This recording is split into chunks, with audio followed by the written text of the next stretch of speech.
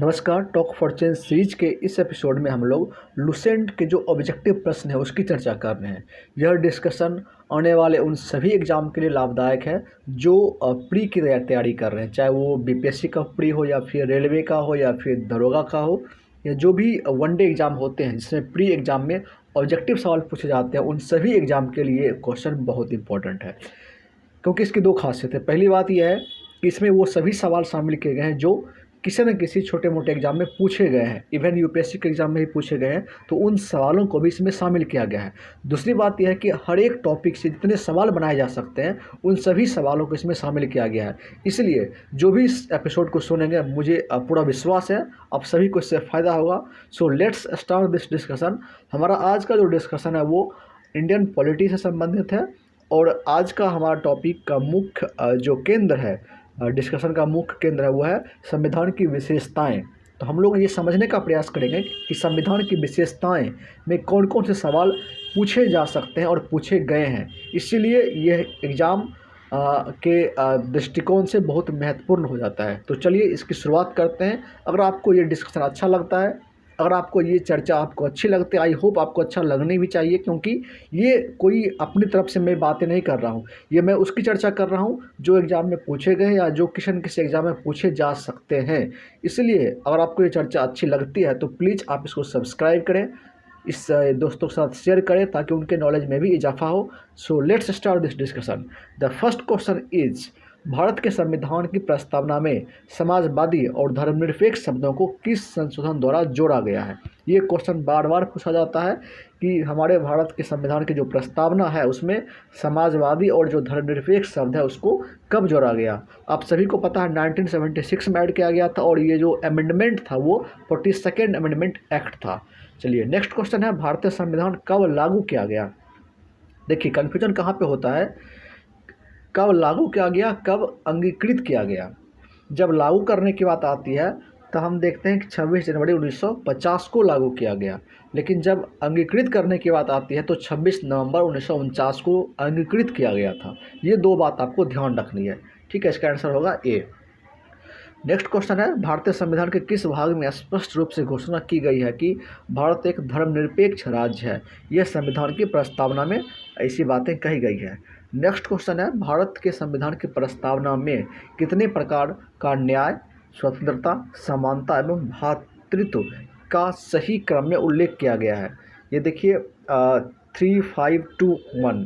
देखिए इसमें से आपको ध्यान रखना है कि 3 प्रकार के जो है न्याय की बात की गई है, 5 प्रकार की स्वतंत्रता की बात की गई है और 2 प्रकार की समानता की बात की गई है और 1 प्रकार के भ्रातृत्व की बात की गई है। ये आपको अलग अलग भी पूछ सकता है कि हमारे भारत के संविधान की प्रस्तावना में कितने प्रकार की न्याय की बात की गई है। तो ये 3 प्रकार की बात की गई है, स्वतंत्रता 5 प्रकार की है और समानता 2 प्रकार की है और भ्रातृत्व 1 प्रकार की। ये रहा क्वेश्चन, इस क्रम में पूछा जा सकता है और ये पूछा भी गया। यूपीपीएससी 2018 में ये क्वेश्चन पूछा गया है। नेक्स्ट क्वेश्चन ये है कि भारतीय संविधान का प्राधिकार स्रोत कौन है। यह है भारत के लोग। नेक्स्ट क्वेश्चन, संविधान की प्रस्तावना का विधिक स्वरूप क्या है। यह लागू नहीं किया जा सकता है। देखिए संविधान के प्रस्तावना को हम लागू नहीं कर सकते हैं, इससे एक तरह यह गाइडिंग प्रिंसिपल है। जैसे होता है ना कि आपके घर में कोई एक नॉर्म्स बना दिया गया, रूल बना दिया गया कि आपको ऐसे ऐसे घर में रहना है, ऐसे बोलना है, ऐसे चलना है, या आपके स्कूल में कुछ नॉर्म्स होंगे, कुछ रूल्स होंगे कि आपको क्लास में ऐसे बैठना है, ऐसे मैडम को ये बातें कहनी है, ऐसे बिहेव करना है मैडम के साथ, टीचर के साथ, स्कूल के लोगों के साथ, स्कूल के बच्चों के साथ। That's like the same is our constitution. It is a guiding source of our India, of our states, of our citizen, of our bureaucrat, of our politicians. So whole the country is you can say drive through this basic document is that is constitution। इसीलिए यह लागू नहीं किया जा सकता है। ये इसका प्रस्तावना का विधिक स्वरूप है, संविधान की प्रस्तावना, ठीक है। नेक्स्ट क्वेश्चन क्या है, अब ये देखिए यहाँ पे एक टॉपिक है संविधान की विशेषताएं। तो हम लोग संविधान की विशेषताएं के तहत देखते हैं कि क्या क्या सवाल पूछे गए हैं और पूछे जा सकते हैं, और इससे सवाल बार बार आते हैं, इसलिए आपको इसको ध्यान से सुनना है। देखिए पहला सवाल ये कह रहा है, विश्व का सबसे बड़ा लिखित एवं सर्वाधिक व्यापक संविधान किस देश का है। देखिए ये भारत का है। देखिए सबसे पुराना, भले आप अमेरिका की बात, ब्रिटेन या किसी और की बात करते हैं, लेकिन यहाँ पे क्या है कि तीन बात आपको ध्यान रखना है। सबसे पहले सबसे बड़ा भी है, लिखित भी है और सर्वाधिक व्यापक भी है, कॉम्प्रिहेंसिव भी है। ये तीन खासियत है हमारे भारतीय संविधान की। डैट इज़ आवर सबसे बिगेस्ट है और रिटेन है और कॉम्प्रिहेंसिव है। तो ये भारत का संविधान है।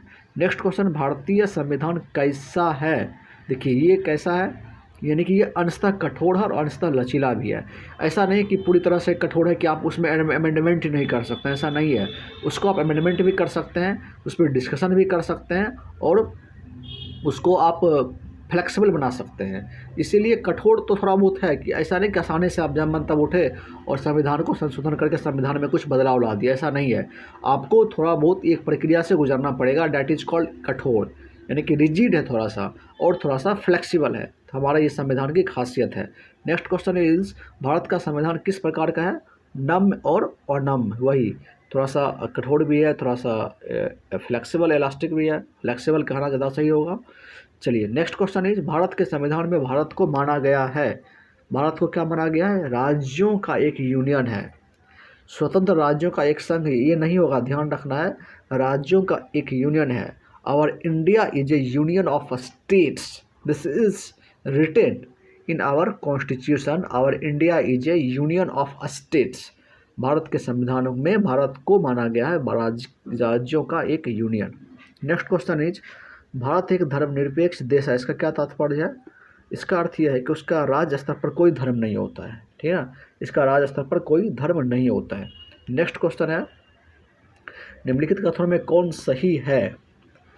भारतीय संविधान क्या है, इसका स्वरूप कैसा है?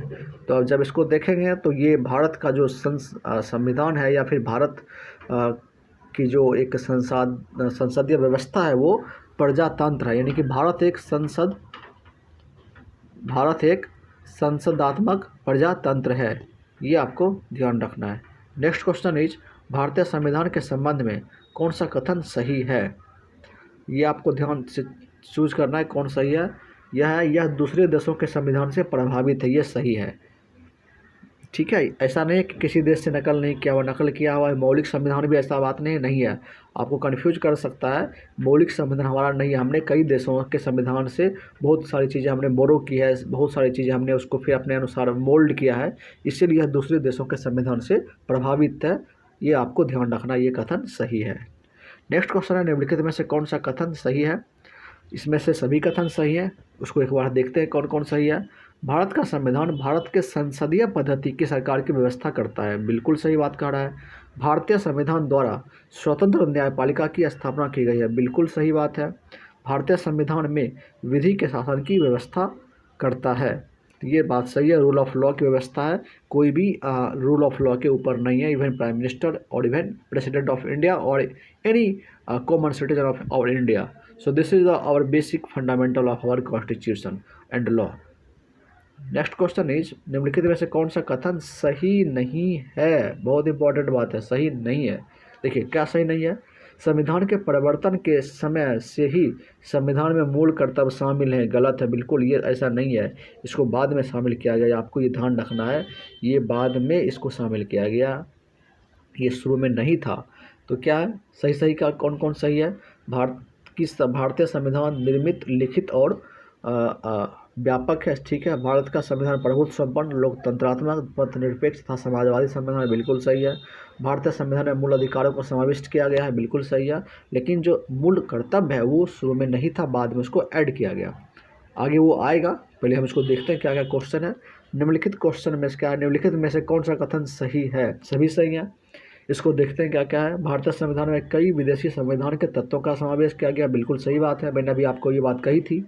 नेक्स्ट क्वेश्चन है, भारतीय संविधान एकल नागरिकता का प्रावधान करता है, बिल्कुल सही है। आपको इंडिया में एक सिटीजनशिप मिलता है, ऐसा नहीं कि आपका सेंट्रल गवर्नमेंट पे अलग सिटीजनशिप है और फिर स्टेट गवर्नमेंट का अलग सिटीजनशिप, ऐसा नहीं है। अगर आप भारत के नागरिक हो तो you are Indian, not a Bihari, not a Punjabi, not a Gujarati, you are a Indian. So you have only one identity to celebrate your identity. So in India there is only one citizenship, that is Indian citizenship, not a state citizenship and the central citizenship, unlike America. Okay, ये आपका सही है। भारतीय संविधान एकल नागरिकता प्रावधान करता है, बिल्कुल सही है, या फिर अब चर्चा मैंने की। भारतीय संविधान वयस्क मताधिकार की व्यवस्था करता है, यानी कि एडल्ट फ्रेंचाइजीज इसकी व्यवस्था करता है कि जो भी एडल्ट जो मताधिकार देने में उसकी अपनी जो उम्र है 18 वर्ष और वो है, तो वो वयस्क मताधिकार की व्यवस्था की गई है। नेक्स्ट क्वेश्चन कर रहा है, भारत का संविधान क्या है? कठोर कम है, लचीला अधिक है, ये ध्यान रखना है। अत्यंत कठोर भी नहीं है, कठोर अधिक अधिक और लचीला कम, ये भी गलत होगा। कठोर कम है, लचीला अधिक है, ये आपको ध्यान रखना है, बहुत इंपॉर्टेंट क्वेश्चन है। नेक्स्ट क्वेश्चन है, भारतीय संविधान का स्वरूप किस प्रकार का है? इसका स्वरूप की बात की जा रही है, इसका जो स्ट्रक्चर किस तरीके से है, इसका स्वरूप क्या है? इसका है संरचना में संघात्मक और भावना में एकात्मक। देखिए संरचना यानी कि स्ट्रक्चर क्या है? स्ट्रक्चर में संघात्मक यानी कि सेंटर है यहाँ पे और नीचे में स्टेट है, यानी कि सेंटर और स्टेट को ही तो फेडरल कहा जाता है। तो स्ट्रक्चर में ये संघात्मक है, बट भावना में एकात्मक है, यानी कि भावना में जहाँ पे उसको लगता है कि नहीं अब इंडिया के इंटीग्रिटी की बात है, इसकी अखंडता की बात है, इसको एक यूनिटी में बांधने की बात होगी, तो वहाँ पे भावना में वो एक एकात्मक रूप ले लेता है। जैसे कि मान ली राष्ट्रपति शासन की बात आती है, पूरे देश में राष्ट्रपति शासन लगाया जा सकता है। कोई आंतरिक खतरा या फिर बाहरी अटैक होता है भारत के ऊपर, तो क्या होगा, आपको एक तरह से एकात्मक भावना में तो रहना ही पड़ेगा। एकात्मक भाव अगर नहीं रखेंगे उस तरह से, तो फिर स्टेट अगर हो सकता है किसी स्टेट की अपनी पॉलिसी अलग हो, किसी स्टेट के अपने इस तरह से कुछ इंटरनल डिस्ट्रीब्यूट हो, और इस तरीके से इंटरनल डिस्ट्रीब्यूट होने के बाद हो सकता है वो हमारे देश की आंतरिक सुरक्षा के लिए खतरा उत्पन्न करता हो, तो उस समय भारत को कौन प्रोटेक्ट करेगा? उसमें भारत की सुरक्षा का जिम्मा कौन लेगा? कौन ये अपने आप से ये वादा करेगा कि नहीं भारत की स्वतंत्रता को हम अक्षुण्ण बनाए रखेंगे? तो इसीलिए यहाँ पे भावना में एकात्मक कही गई है, ये मैंने आपको थोड़ा सा एक्सप्लेन किया है। तो चलिए आगे बढ़ते हैं। भारतीय संविधान भावना में एकात्मक है क्योंकि देखिए ये आपको इसका 3 पॉइंट है, सभी सही है। पहला है केवल संसद को संवैधानिक संशोधन प्रक्रिया आरंभ करने का अधिकार है, ये इसके एकात्मक भावना को दर्शा रहा है। ठीक, नेक्स्ट है कुछ स्थितियों में संसद को राज्य के लिए कानून बनाने का भी अधिकार है, ये भी एकात्मक भावना को दर्शा रहा है। और तीसरा है अखिल भारतीय सेवाओं के कारण IAS IPS जो होते हैं वो सेंट्रल गवर्नमेंट से रिक्रूट होकर स्टेट में जाते हैं, ये भी एक यूनिटरी जो उसका प्रावधान है उसकी भावना को दर्शाता है। नेक्स्ट क्वेश्चन है भारतीय संविधान के संदर्भ में कहा जाता है कि यह क्या है? यह वकीलों का स्वर्ग है, बहुत इंपॉर्टेंट क्वेश्चन है। भारतीय संविधान के संदर्भ में कहा जाता है कि यह वकीलों का स्वर्ग है, यानी कि वकील लोग यहीं पे अपना स्वर्ग प्राप्त करते हैं, यानी कि उस तरह से एक व्यंग किया गया है कि जब तक संविधान के बारे में आपको जानकारी नहीं होगी तो फिर जाके आप लॉ के बारे में कैसे जान पाएंगे? तो ये वकीलों का स्वर्ग कहा जाता है भारतीय संविधान को। ठीक है, नेक्स्ट क्वेश्चन है भारतीय संविधान पर सबसे अधिक प्रभाव किसका पड़ा हुआ है? तो ये 1935 का जो एक्ट था उसका प्रभाव सबसे ज़्यादा है, तो ये आपको ध्यान रखना है। नेक्स्ट क्वेश्चन है निम्नलिखित में से यह किससे निर्धारित होता है कि भारत का संविधान परिसंघीय है? देखिए परिसंघीय है तो ये होता है केंद्र एवं राज्य के बीच शक्तियों का जो वितरण किया गया है, डिस्ट्रीब्यूशन ऑफ जो पावर के दिया गया है, वो इससे निर्धारित होता है कि हमारा जो भारत का संविधान है वो परिसंघीय है। नेक्स्ट क्वेश्चन है भारत में प्रजातंत्र इस तथ्य पर आधारित है कि, अब किस तथ्य पर आधारित है भारत का प्रजातंत्र? भारत में प्रजातंत्र जनता से सरकारों को चुनने तथा बदलने का अधिकार प्राप्त है, ये आपको ध्यान रखना है।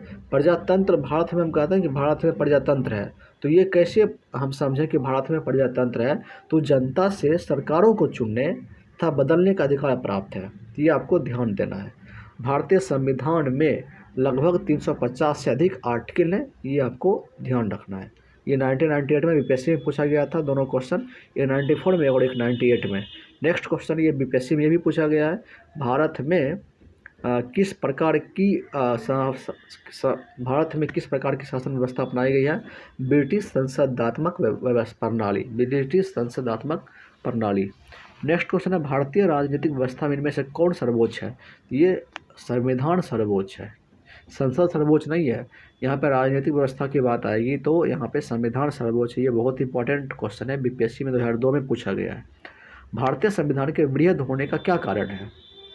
क्योंकि इसमें संघ तथा राज्य दोनों सरकारों का संविधान है। ऐसा नहीं है कि स्टेट गवर्नमेंट का संविधान अलग है और फिर सेंट्रल गवर्नमेंट का अलग है, ऐसा नहीं है। यानी कि जो भी संविधान है वो स्टेट और सेंट्रल दोनों को मानना पड़ेगा, यानी कि पूरे इंडिया के लिए संविधान है।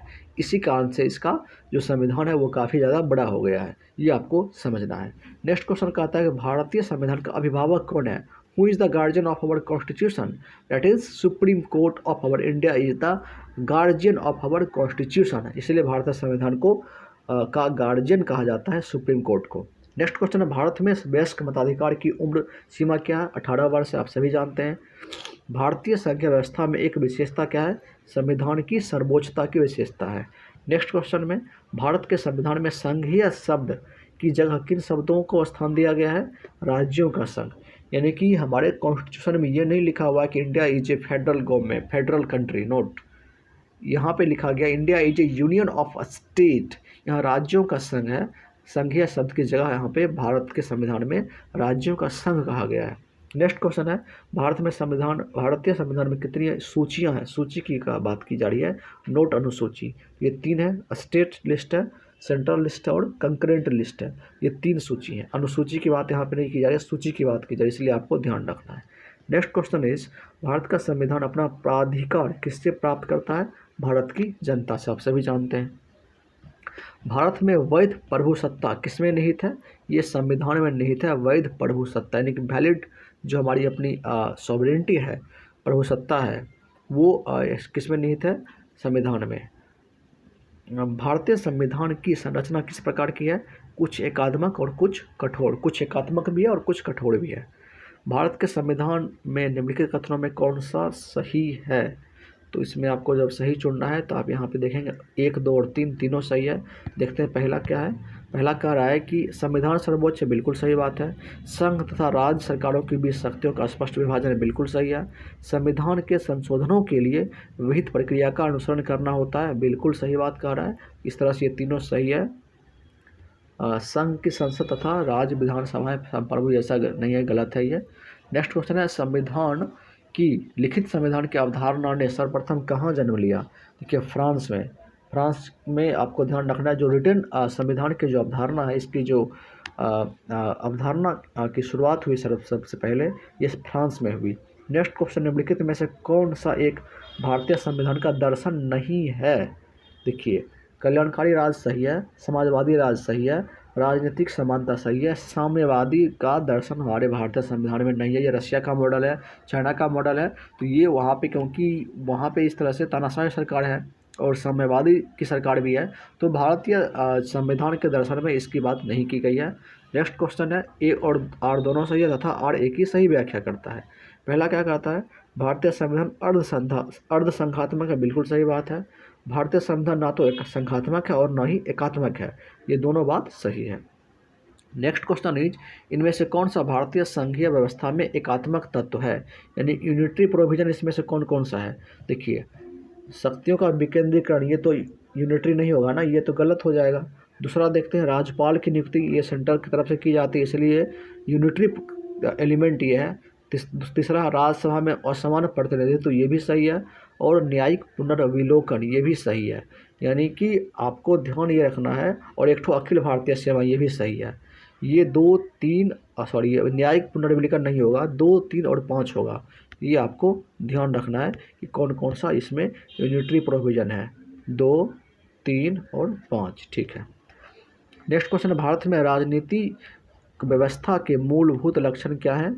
ये इसमें से 1, 2, 3 तीनों सही है। यह लोकतांत्रिक गणतंत्र है, यह एक लोकतांत्रिक गणतंत्र है। इसमें संसदात्मक रूप की सरकार है, बिल्कुल सही। सर्वोच्च सत्ता भारत की जनता में निहित है, ये भी सही है।